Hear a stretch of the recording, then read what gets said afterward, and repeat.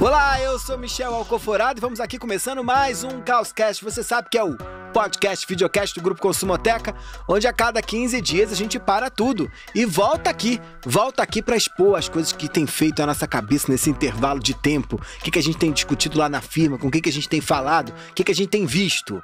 Você sabe bem que não faço isso sozinho por incapacidade. Marina Roali, que é Head de Insights e Inovação lá no grupo, veio para discutir um assunto hoje que, faz... Eu lembro da Sandy, esse turu aqui dentro, não é isso? É. O assunto do nosso coraçãozinho. E das coisas que a gente sente. Marina, que bom que você veio. Vim com todas as minhas emoções aqui pra essa mesa hoje. Pra gente Mas debater. Medicada ou não? Não, tô in natura. Tá pura. Não sei se isso é bom, tô pura. Wesley Xavier, que pensa com a cabeça e com o coração. Sempre, a gente discute pra caramba essas questões de saúde mental, das emoções. Veio também. Ele é o @Ogum-Doce. Siga ele por aí, que é um grande pesquisador das periferias e também entende tudo de geração Z. Eu tô bem ansioso porque essa semana tem terapia e já tô pensando nela já. Querido, eu tô mal desde ontem que eu fui na terapia. Você foi na terapia e ficou mal mesmo. Eu só saio mal. Faz muitos anos que eu não saio bem da terapia. Caraca. E eu continuo indo. Mas dizem que no todo, no final, se somar, dividir, multiplicar, levar a enésima potência, melhora. Sim. Não sei. Você sai bem da terapia? Eu saio. Eu uso... Sai motivado? Motivado é muito, assim. Eu saio... Em paz. Mais tranquilo. Com a cabeça... Eu costumo falar que eu costumo ficar neutro depois da terapia. Eu fico num lugar neutro. É mesmo? Vamos trocar, então, minha terapia pela sua, que talvez resolva. Você sai como, Carmela? Carmela Moraes, que é Insight lá no Grupo Consumoteca, tá aqui também, você já conhece ela, sabe tudo. Olha, acho que depende da semana. Ontem eu matei a minha, inclusive. Não matei minha terapia, né? Matei Não a terapeuta. Ainda não. Confessando um crime aqui, não. Não, eu acho que eu saio, assim, sessão de descarrego. Sabe? A sensação de, falei, botei pra fora. Mais ou menos assim. Não significa que às vezes isso é bom. Quando ela te enfia a faca, assim, sabe? Aquelas perguntinhas que elas fazem que a gente não tem resposta e entra num posto de angústia. Não, aí tem esses dias também, assim, acho que depende. Mas eu acho que ela me bota... É que eu apesar de ser falante, assim, eu não falo muito sobre mim. Então, eu acho que eu tenho esse lugar pra poder falar o que eu não falo pros outros.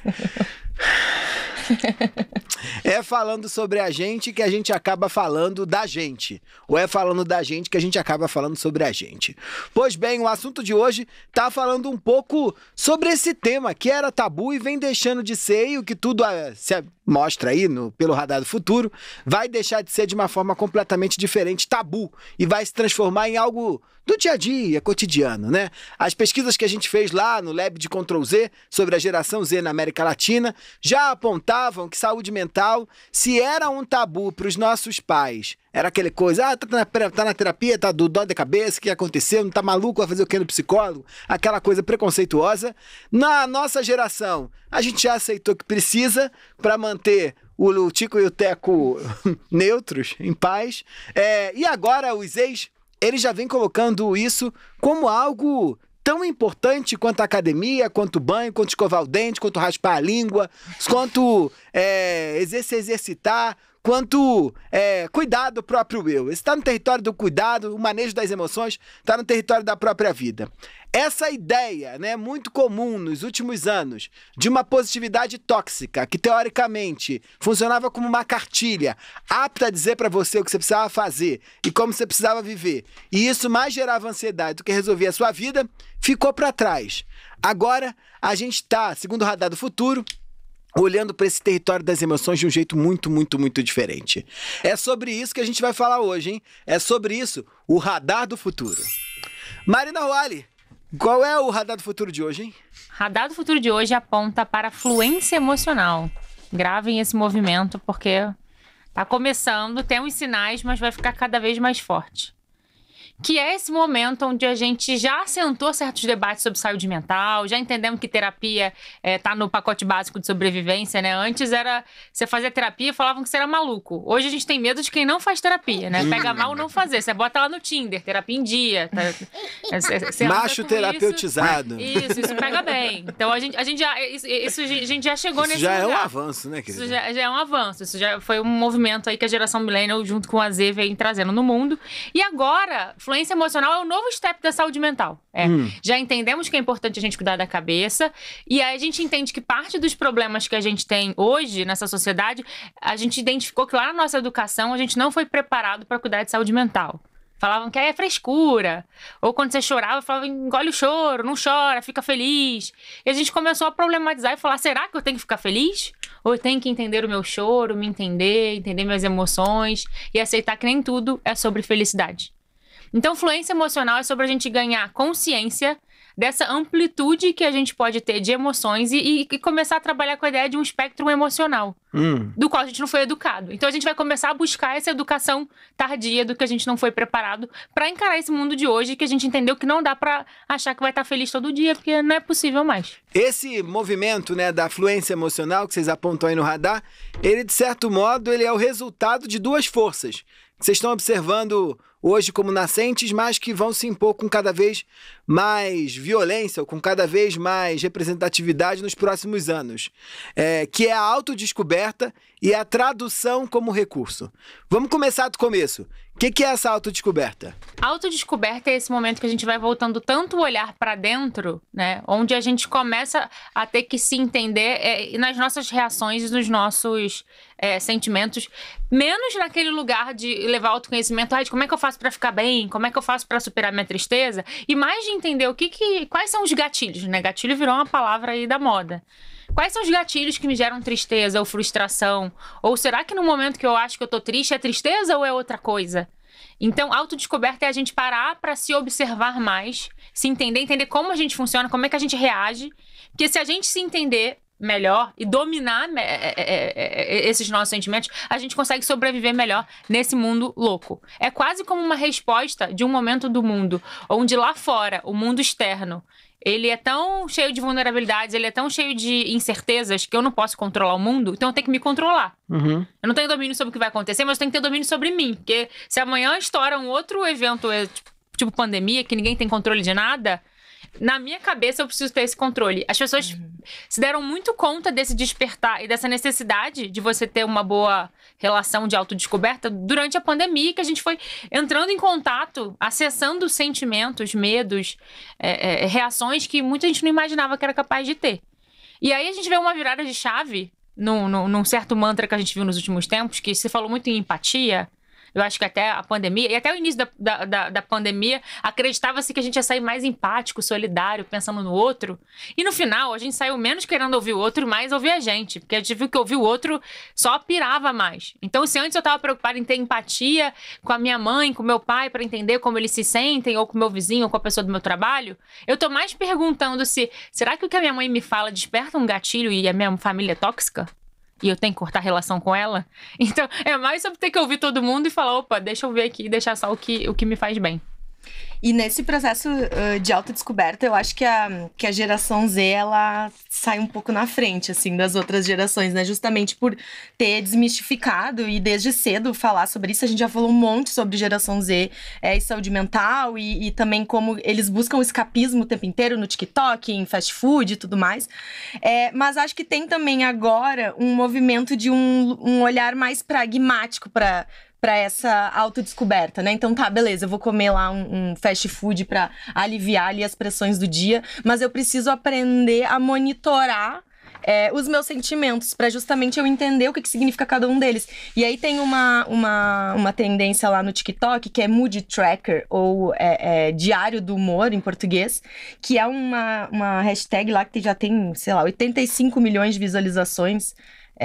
até hoje, né, até o dia de hoje, e que nada mais é do que... E é muito engraçado porque eles fazem tudo de forma física. Então, assim, é como se fosse um diário que eles desenham e fazem canvas, assim, cada um cria o seu, onde eles botam todos os tipos de sentimentos, como raiva, alegria, tristeza, depressão e tudo mais, e vão pintando. Então, no dia de hoje, eu me sinto feliz, eu vou lá e pinto de amarelinho. Amanhã eu tô com raiva, pinto de vermelho. E aí, no fim do mês, eles têm, tipo, um panorama ali de como que foi e como que eles lidaram. Eu acho que é um upgrade do diário. Ao invés de escrever, eles fazem, tipo, um monitoramento. E isso é interessante porque são ferramentas que essa galera vai criando e eles fazem eles mesmos ali, justamente pra começar a lidar e aprender com essas, né, como que eles se sentem, como que eles lidam com aquele sentimento ao longo do dia. Você vai aprendendo sobre você, né? Que você começa a observar que, geralmente eu fico ansioso quando muda o tempo. Ou quando eu entro em reuniões que eu vou ter que apresentar alguma coisa.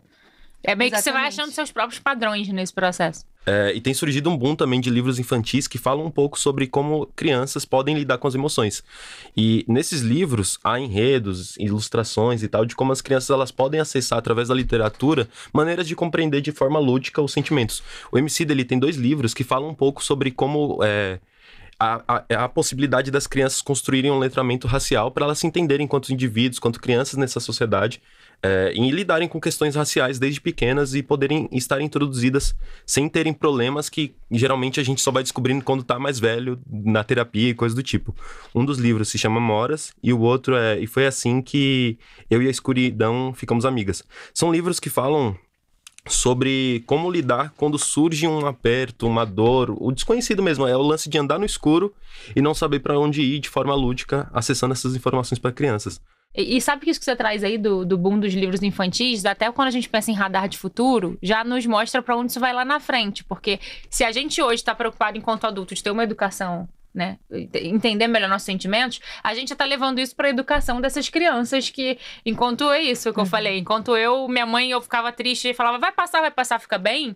É uma outra forma de educar uma criança que você ajuda ela a entender se ela tem raiva, se ela tá frustrada. Outro dia eu tava numa loja, saindo do provador, a mãe tava com pressa, falou, filha, vamos, a criança tinha uns 10 anos de idade, e a mãe falou, calma, você precisa manejar a sua ansiedade. Eu falei, gente, como com 6, 10 anos fala isso pra mãe? Acho que eu nem sabia o que era ansiedade quando tinha 10 anos de idade, sabe? Eu lembrei de um filho de uma conhecida minha, que ele passou toda essa primeira infância, segunda infância estudando na escola Waldorf, e era muito legal os processos quando ele estava junto conosco no dia de trabalho, né, porque ele ia acompanhando ela, e todos os problemas, inquietações de ansiedade dele, tipo, não era um momento de conversar em coletivo, e não era uma coisa de repreender, então, tipo, ele lidava com o sentimento, experienciando, se ele tava com raiva, tinha aquela raiva e ele caía pro lugar, tipo, eu lembro muito bem dela abaixando, olhando no olho dele, de conversando sobre isso, ele falando, não, eu tô sentindo isso, porque eu quero aquilo, e tipo, não é uma coisa que...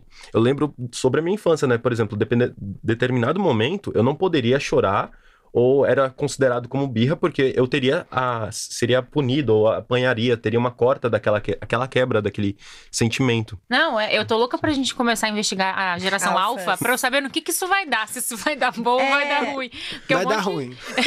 Só vem piorando. Não, acho que os pais millennials... cheios de sentimento por aí. Então, né? acho que é muito reflexo também dessa parentalidade millennial, que tá munindo os seus filhos aí de tudo e mais um pouco pra justamente criar esse entendimento. E aí, acho que não tem como a gente esquecer daquele filme Divertidamente, que eu acho que foi um grande marco, assim. Sim. Acho que é um filme pra criança. Vai ter o 2, sabia agora? Pois é, e é um filme pra criança e também pra todo mundo, assim. E é interessante porque a gente tem um dado aqui também, que 90% dos consumidores latinos acreditam que conhecer melhor as suas emoções é fundamental pra sucesso, tanto no âmbito profissional, quanto também das relações. Então, todo esse letramento, esse entendimento que vem desde criança, de certa forma, são ferramentas que a gente tá aprendendo pra lidar pro resto da vida, né? E o tradução como recurso, hein, gente? O que é isso?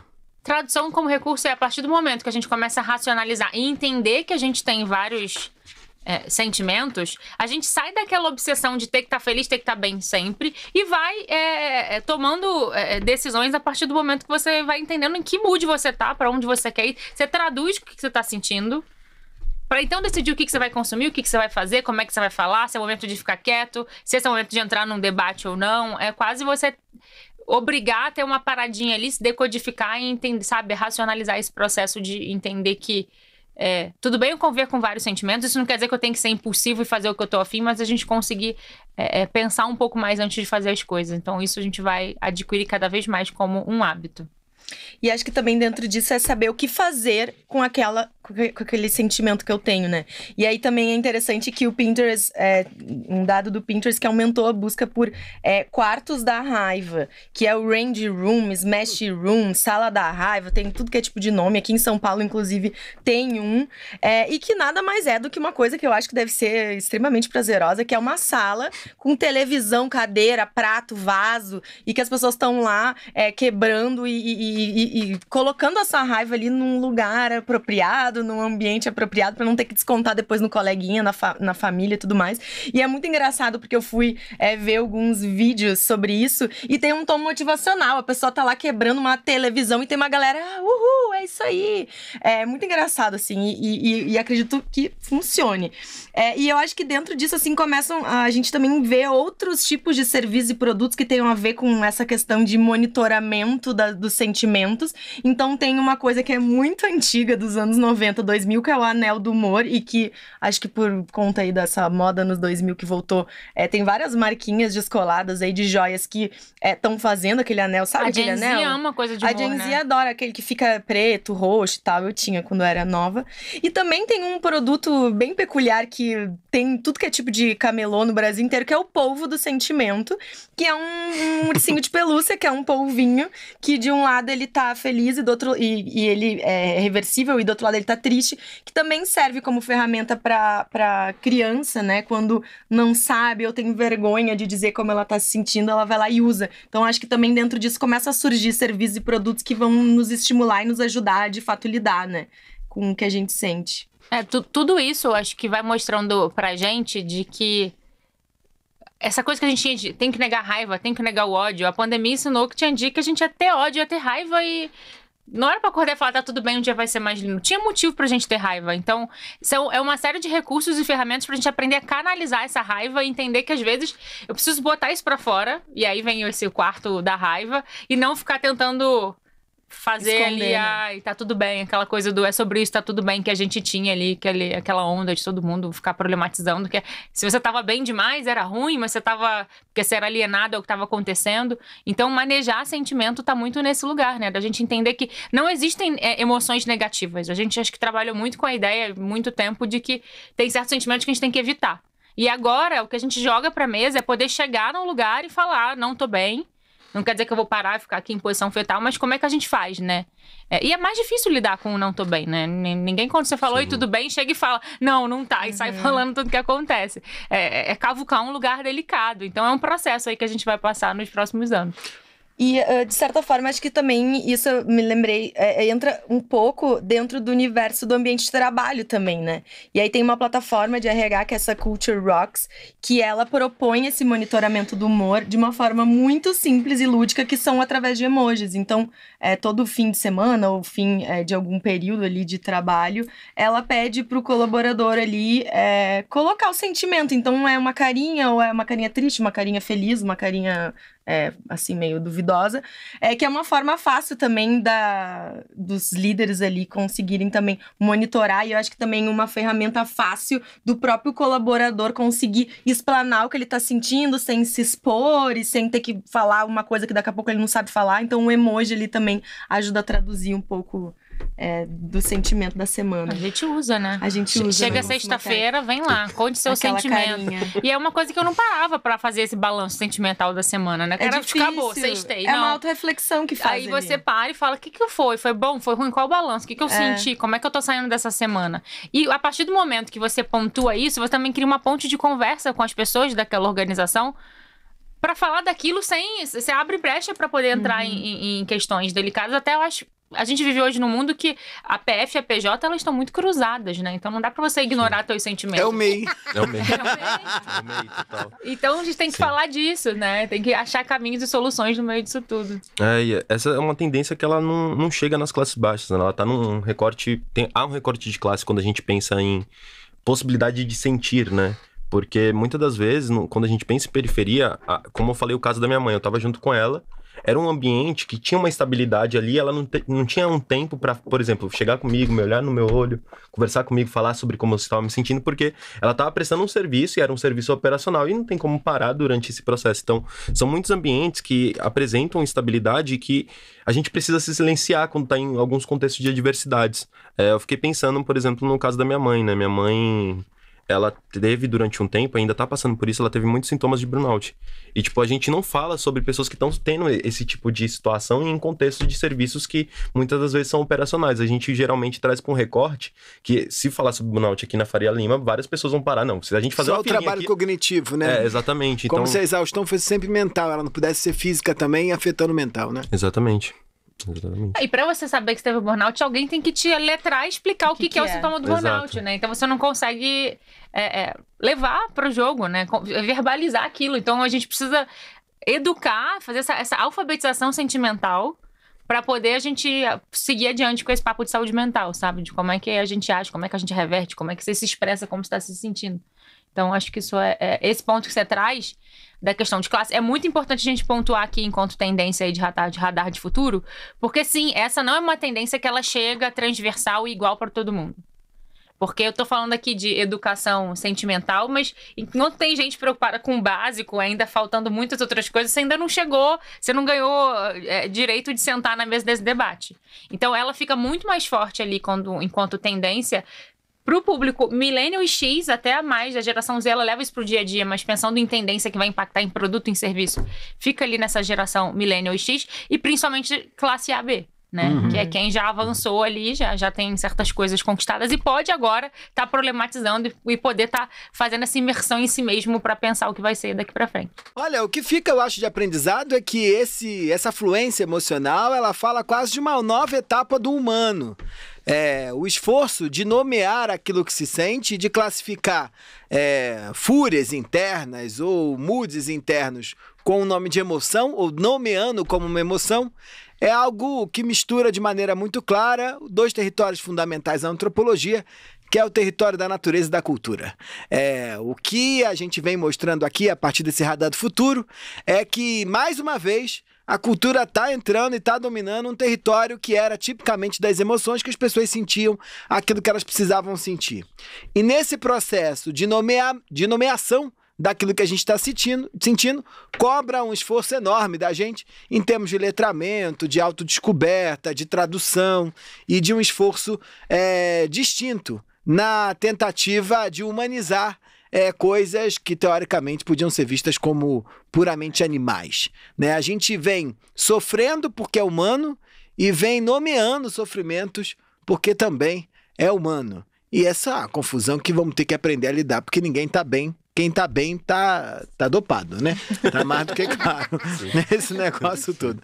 Mas, Marina, povo da firma, Vamos tem lá. aquela gente agora que tá aí ouvindo a gente no caminho pro trabalho, tem outro que tá sentado no sofá retrátil da classe média, vendo a gente na televisão. Eu gosto né? do povo que tá lavando a louça. O povo que tá lavando louça, porque tá ouvindo a gente como terapia, né? Como gestão da saúde mental. No banho não dá pra ouvir podcast, na né? academia dá. Na academia você ouve na academia. Fazendo um leg press ali, um conceito, um insight, né, ao mesmo tempo. Ah, Muito maravilha. agradável. Isso, né? Por isso que tá exausta, né? Sobe escadas, raspa as línguas, ouve, sei lá, podcast enquanto pensa. É um desafio, né, querida, viver em 2023, né? Tô doido pra aposentar. Não me esqueci daquele último episódio que você contou dos influenciadores que deixaram de ser aposentados. Só fiquei preocupado com aquele lance da publicitária. Com todo carinho aos publicitários que a gente ama. Mas os publicitários, porque também não tem escolha, né? O negócio tá mudando ali, não vai ter muito lugar também pra ir pra publicitário dentro das agências tradicionais como de publicidade. Mas com todo carinho aos publicitários, a gente ama eles. Marina, publicitária, tem esse defeito enorme. Tô aqui falando porque tem lugar de fala. Mônica, publicitária, Mônica Lewandowski. Que não é Lewandowski, eu falo errado, né? Nossa diretora de operações e comunicação e... Ela não é publicitária, Ela é RP. ela é RP. É RP? Calma. É mesmo? Uma revelação aqui. É mesmo?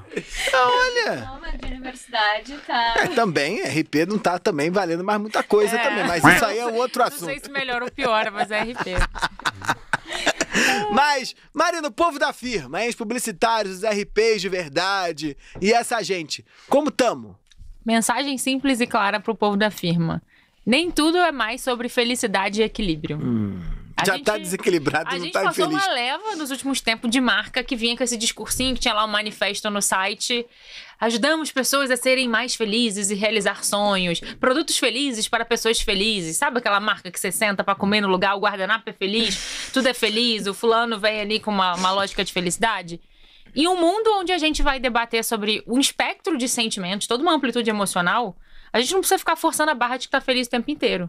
E isso abre todo um leque de possibilidades para você reposicionar produto, ocasião de consumo. De repente você pode ter um produto para o momento que você tá na bad, para o momento que você tá sentindo só, para o momento que você tá vendo angústia. Então, ou até assumindo esse desequilíbrio da vida, porque essa perseguição que a indústria do bem-estar trouxe pra gente, de ser equilibrado, de correr 5 da manhã, de não comer glúten, isso em algum momento faz mal pra saúde mental também, que você quer tanto acertar, você quer estar tanto dentro ali da linha pontilhada que você fica mal. Então, assumir uma vida de desequilíbrios e de outras emoções... Outras modulações, né? Exato, modulação é a palavra-chave. Então, acho que isso impacta muito para qualquer segmento do mercado. Tem os mais impactados aqui, que eu posso trazer também, mas é pensar nisso, assim, onde a gente está entrando nas conversas, o que eu estou entregando para as pessoas, o que eu estou vendendo de produto e serviço gera que sentimento, ou ajuda a lidar com que sentimento. De repente, a gente pode falar sobre um sentimento que até então ele estava debaixo do tapete, sabe? Maravilha, olha, mas tem a questão de classe que você colocou muito bem, que essa é uma tendência que vai impactar aquelas marcas que mais lidam com as classes AB, mas tem também uma questão de geração, né? Sim, que é a geração X e Millennial aí que está encabeçando e é quem hoje pode investir em produtos e serviços para fazer essa parte de experimentação, de autodescoberta e traduzir ali o que você está sentindo ali e converter isso em consumo. Mas todo mundo vai ser, de certo modo, todos os setores da economia vão ser de algum modo atingidos para isso, por essa fluência emocional, mas tem alguns que estão mais próximos, né? Quais são? Olhando aí para as categorias de consumo, o primeiro é o setor de educação, que as pessoas acham que é quase que é o setor que vai te ajudar a amplificar esse debate. Então as escolas e as universidades e os cursos de coach vão ter que ensinar a gente a se letrar também, Sim. Em termos emocionais, como o exemplo que o Wesley colocou, né? Isso, desde o curso de pós-graduação para o executivo, que vai ter que colocar na tua portfólio de curso ali. Já se falava um pouquinho a boboseira da vulnerabilidade, né? Daquela moça, né? Aquela lá, moça que... Brené Brown. A moça que fala no palco. Não mexe com a Brené Brown, que ela tem discípulos Eu sei, fervorosos. mas eu acho chatíssimo. Eu acho que é pior do que raspador de língua. Gente. Eu acho que é mais forte que o fandom da Taylor Swift, que eu descobri. É mesmo? Então retira. Então não fale da Brené Brown. Não pode. Vulnerabilidade, seja vulnerável, tipo... Então, mas eu acho que pra onde a gente vai é quase o novo step... Até o novo livro da Brené Brown, ele dá e uma tem sequência. novo ainda? Outro? Agora é o quê? Do coração. Ela fala de sentimento. Ela saiu só da vulnerabilidade, ela entrou em sentimento também e ela fala de coração. Mas ela leva pro mainstream, eu acho, ali, com uma linguagem simples. Não, mas ela é uma porta-voz desse movimento, quando a gente pensa em questões globais. O que a gente tá descobrindo é que a gente vai ter agora a Brené Brown local. E vão ter pessoas... disseminando ali esse discurso, e a gente vê isso agora, a gente vai começar a querer ter aula de sentimento e como que eu aplico o sentimento no trabalho. Então isso vai pro curso da pós, MBA, até nas escolas, até os pais millennials lá que estão preocupados em educar pro filho, como é que ele tá se sentindo, como é que ele vai fazer com isso. Mas a gente também vê outros setores, como saúde, turismo e alimentação. Cheio de oportunidades, as pessoas já veem afinidade pra você conectar. E aí, quando você fala em alimentação, você tá falando de alimentos funcionais? Tipo, o chá que te anima, o chá que te dá sono, o chá que te acalma. Assim como eu tenho que entender o momento que é bom eu comer carboidrato porque me dá energia, aquela coisa do shot matinal, ou que eu tenho que beber água pra me hidratar, a gente vai começar a conectar e fazer uma dieta alimentar relacionada a sentimentos. Então, eu posso ter uma comida que eu me permito no meu momento, que é um gatilho emocional. Essa coisa de comida afetiva que a gente começa a falar, isso vai entrar cada vez mais. Então, como uma marca de alimento, eu posso ter um cardápio, eu posso ter um produto posicionado, não só mais naquela saudabilidade do corpo, que a gente sempre via, mas também da mente, né? Isso até ali, você pode ter um produto para tristeza. Que a gente não podia falar de tristeza, mas agora você pode. Gostei, hein? Olha, estamos caminhando pro final, mas você sabe que não chego no fim sem antes o Joga na Roda. Marina Roale, que trazes? Olha, eu vou indicar aqui uma série que é pra você colocar suas emoções à prova quando você assiste. Da Brené Brown. Não a Brené Brown. A Brené Brown você fica tranquilo. Essa dá palpitação. Tem gente que vai ficando com taquicardia quando assiste. E você acha que isso é fluência emocional? Isso é fluência emocional porque é através desses conteúdos que a gente vai abrindo brecha pra poder falar da necessidade de educar sentimentos. E qual é? Que é a série The Bear. É da onde? É uma série da Star Plus. E ela tem... são episódios super curtos. Me passa a tua senha depois, que esse eu não pago. Vou te passar. São episódios super curtos, porque ela é feita num ritmo muito acelerado. Eu não entendo tanto essa questão de cinema pra poder falar, mas todas as pessoas da área de cinema, de roteiro, falam que é uma série extremamente inovadora. Inclusive tem um episódio lá que é todo em plano sequência, então é aquela coisa que você vai... Não tem corte na cena. Isso não dá ansiedade? Dá ansiedade. Mas acho que o barato da série é que ela vai colocando ali a história de um chefe de cozinha que herda um restaurante da família dele. Ele vai assumir o restaurante dessa família.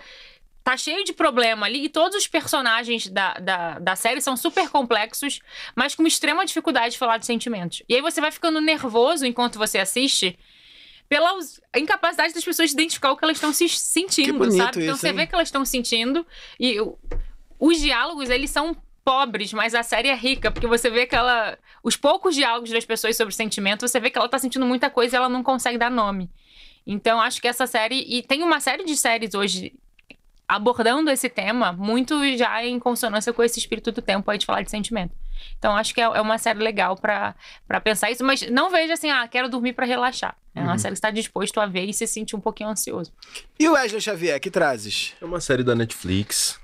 Na verdade, é um bloco, assim. Ela tem vários segmentos. Esse é sobre explicando a mente. Basicamente, ele abre a cabeça pra falar como os gatilhos se constroem quando você tá sentindo ansiedade, como a memória se dá, o processo dos sonhos. Então, assim, basicamente foi a série que eu fui pra lá pra notar como que minha cabeça tava funcionando quando eu tava sentindo ansiedade, assim, pra ver como esse modus operandi funciona. Carmelinha Moraes.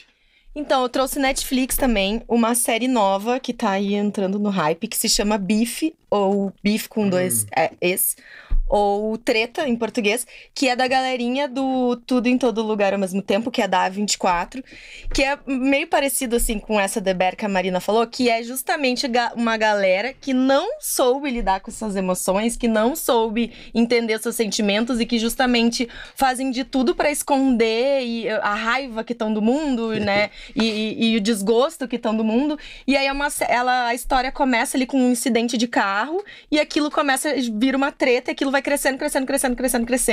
E é bem legal, porque maravilhosa. Muito boa. Acontece em Los Angeles, mas é uma galera de descendência coreana e tal. Então é bem interessante pra ver justamente a galera millennial ali que abafou os sentimentos a vida inteira e aí acaba descontando a raiva em Desmundo, né?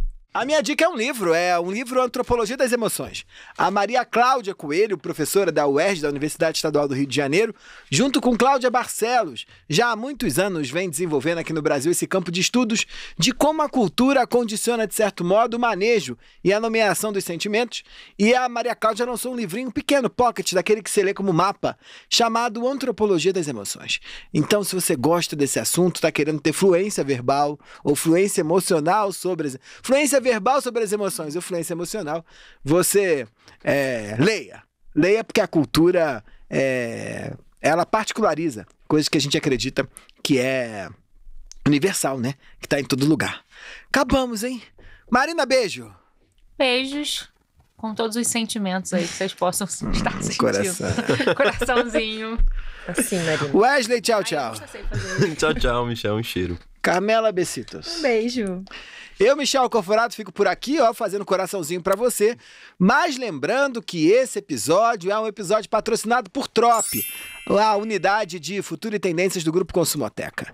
Se você gostou, tá amando os episódios que a gente tem trago aqui, by Trop, você pode saber mais. Saiba mais apenas clicando aí no seu computador, no seu celular ou no bagulho que você usa pra poder entrar na internet. É fácil. www.grupoconsumoteca.com.br/Trop. Lá tem tudo. Lá tem tudo e não precisa de mais nada. Vai saber cores bonitas, coisas bonitas. É bom pro coração, pra cabeça, pro mente. Reporte, agora temos os reportes disponíveis com as tendências que a gente vem trazendo aqui também. E baixa, né? Download assistir SW, download Trop. Tamo junto. Beijo.